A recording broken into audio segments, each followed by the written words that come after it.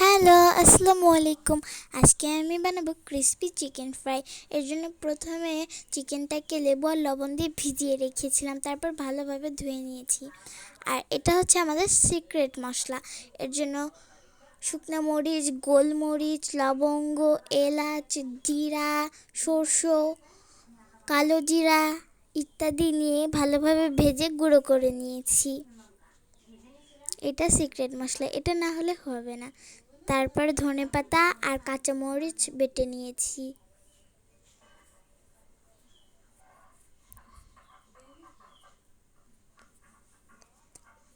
Chicken ফ্রাইতে আমাদের এখানে সব রকম মশলা, আমি আদা বাটা, রসুন বাটা, পেঁয়াজ বাটা, জিরা বাটা সব রকম মশলা একসাথে করে নিয়েছি। তারপরে ধনেপাতা বাটা, মরিচ গুঁড়ো, চিনি, লবণ ইত্যাদি দিয়ে আর একটু পরিমাণ মতো লেবুর রস দিয়ে ভালোভাবে মাখিয়ে নিয়েছি। আরও সরিষার তেলও দিয়েছি।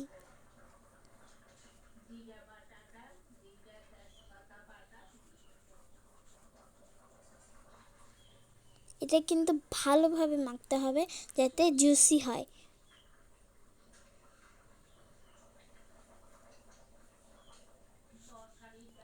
এটা মাখানোর পর ফাইনাল লুক।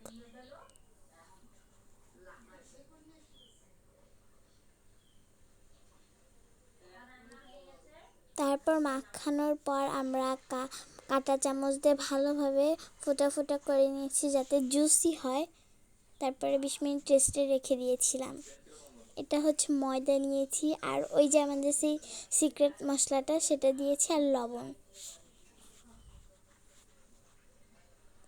ভালোভাবে মাখিয়ে নিয়েছি।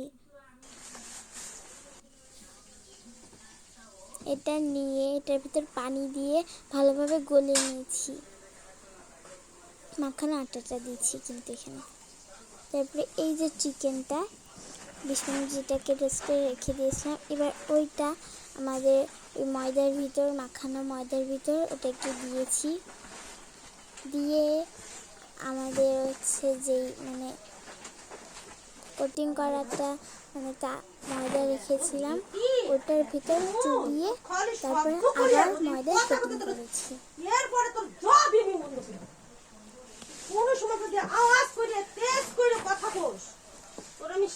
দেখো এই যে আমি কিভাবে করছি সেভাবেই তোমরা করবে। এটা কিন্তু খেতে ভীষণ মজা হয়, তোমরাও ট্রাই করবে।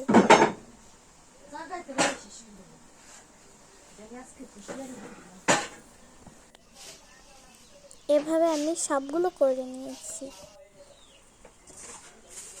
তারপরে আমাদের যেই গোলানো আটাটা ছিল সেটা ওই নর্মাল আটার ভিতর দিয়ে সেটা ঝুরি ঝুরি করে নিয়েছি। তারপরে এটাকে আবার করে দিয়েছি যাতে খেতেও ভালো লাগে আবার দেখতেও সুন্দর লাগে।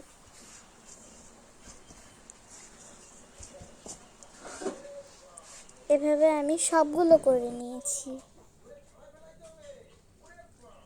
দেখো এটা হলো ফাইনাল লুক। তারপরে আমরা তেলে ভেজে নিয়েছি।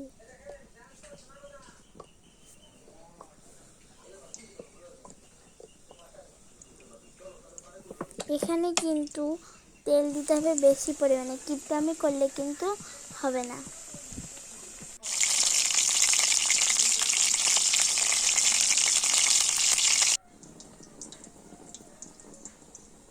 এই যে আমাদের একটা কিন্তু ফ্রাই করা শেষ, এখানে দুইটা ফ্রাই করা শেষ। দেখো দেখতে কতটা লোভনীয় আর ক্রিস্পি হয়েছে। আর এটা আমাদের সবগুলো, আর এটার স্বাদ পুরো অতুলনীয় ভাই। এটা